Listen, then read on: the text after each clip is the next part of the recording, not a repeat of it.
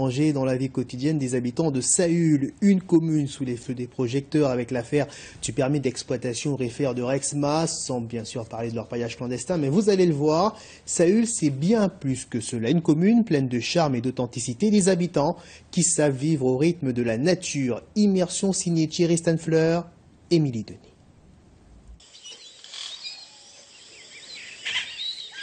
C'est avec un concert de cris d'oiseaux que Saül s'éveille paisiblement.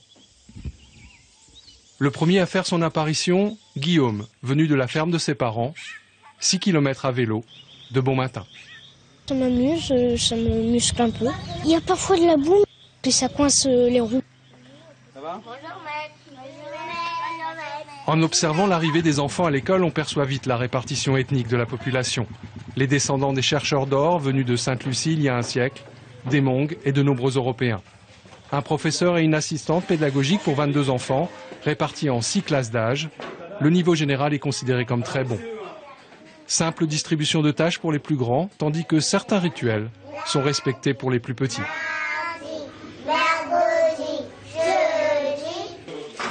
En fait, les horaires scolaires rythment la vie de beaucoup d'habitants. Dès que son fils est parti à l'école, Isabelle s'habille, se maquille et se rend au bureau, dans la pièce voisine.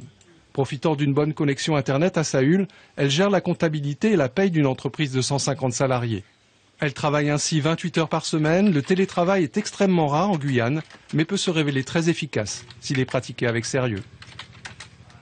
Je suis constamment en liaison avec eux, effectivement, par Skype.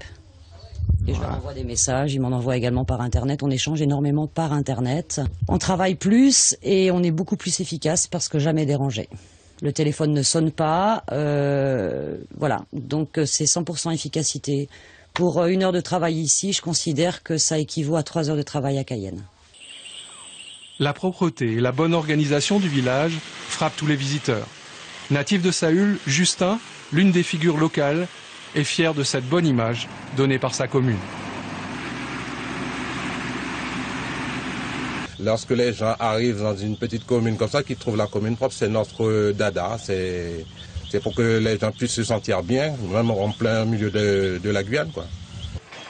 Il est 9 h, Eurydice finit son service de petit déjeuner dans l'hôtel où elle travaille depuis qu'elle a pris sa retraite d'employée municipale de Cayenne.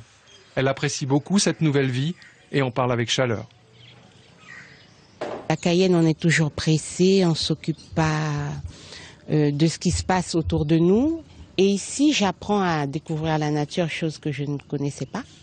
Et puis, j'apprends à vivre avec les autres, on s'entraide et on est bien, on est bien.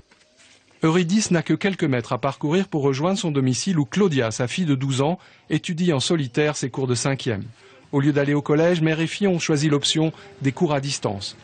Les devoirs sont envoyés par la poste et elle accède à la classe supérieure si ses notes sont satisfaisantes. Elle aimerait ne pas être seule, avoir au moins 2-3 personnes avec elle. Et puis elle m'a dit une fois qu'elle aimerait avoir contact avec ses professeurs. Donc c'est pas évident, mais elle tient le coup. Le matin, je commence de 8h à midi et j'ai une pause de 15 minutes et je reprends à 14h pour terminer à 16h. Donc c'est les mêmes horaires que l'école en bas, c'est ça? Oui. Okay. Donc tu as droit à une récréation aussi? Tu es toute seule du coup? Oui. À l'école justement, l'heure de la récréation a sonné. Et les enfants ne se font pas prier pour évoquer leur plaisir de grandir à Saül. Je me sens bien, je me sens en liberté, je peux courir partout, je suis en forêt, je m'amuse. Puis je peux faire un peu ce que je veux, quoi. On peut cueillir des fruits, on passe quelque part, on trouve des fruits, des papayes, des caramboles, des bananes, tout ça. Et ça, c'est parfait. On trouve des papillons de tout partout, des oiseaux. Voilà, on est en pleine harmonie avec la nature. J'adore être ici parce que ici, on peut se promener, on peut bien respirer, on voit bien les arbres. C'est trop bien ici. Je vais faire mon travail ici, moi. Présent dans les champs depuis l'aube, Cyril plante en famille du riz sur brûlis. Un labeur difficile et qui demande une surveillance constante des jeunes plants. Le ravitaillement est l'une des grandes difficultés de la vie à Saül et la culture vivrière représente un enjeu important. C'est aussi difficile partout hein, pour faire l'agriculture. On plante du riz pour nous-mêmes, pour qu'on n'ait pas à ramener de Cayenne. Les agents du parc amazonien parcourent la forêt dans un rayon de 20 km autour du village, pour des missions de surveillance ou d'accompagnement de scientifiques. Le regard constamment tourné vers la cime des arbres, Cédric regrette que la connaissance de la forêt se perde de plus en plus dans sa génération.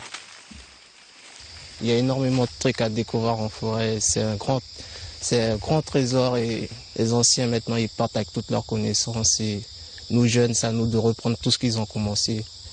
Et bon maintenant les jeunes eux c'est plus la frime, le centre-ville et ils s'intéressent pas trop à ce que les anciens ont pu commencer. C'est à nous de le reprendre et poursuivre et apprendre ensuite aux générations futures. À Saül, il est rare que deux personnes se croisent sans entamer une discussion plus ou moins longue. Sur place, pas de téléphone, mais un réseau Internet qui permet la communication avec le monde extérieur. Les carbets solaires, qui ont plus de 10 ans d'âge, commencent à fatiguer. Pour des raisons budgétaires, le générateur communal ne fonctionne qu'un soir sur deux, mais cela permet de recharger les batteries électriques. Côté santé, il y a une infirmière de permanence et depuis 3 ans, les fléaux du paludisme et de la leishmaniose ont beaucoup reculé.